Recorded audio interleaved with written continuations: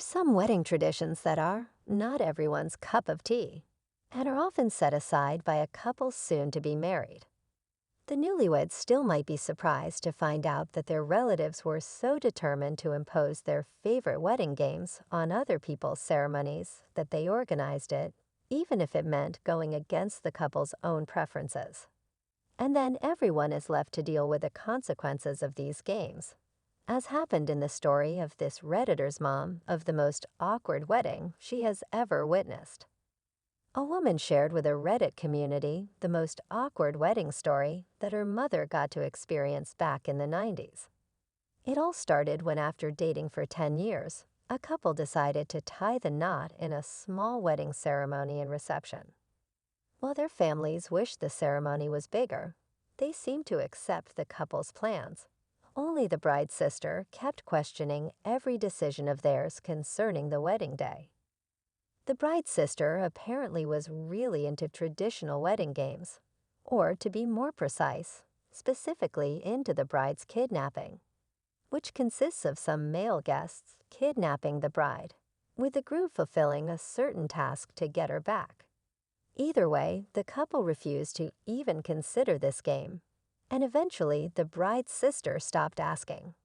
Not that she stopped thinking about it, apparently.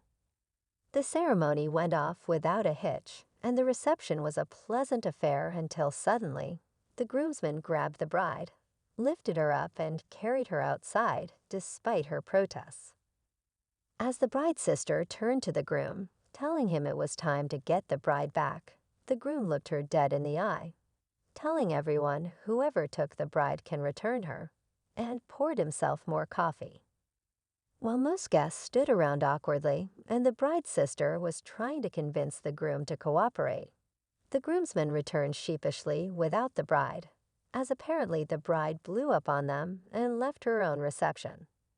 However, naturally, it is not always enough or even possible simply to address the issue, as people tend to minimize the experience of others, get defensive about their behavior, or manipulate the conversation to change the topic.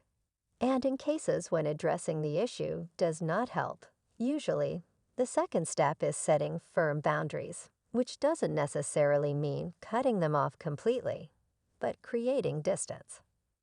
Finally, Bejar explains that it often is a good idea to reach out to a professional when feeling any kind of distress instead of waiting to hit rock bottom, as it might help to gain insight and skills needed to discern between a helplessly toxic relationship and the one that might benefit from better communication and other relationship skills.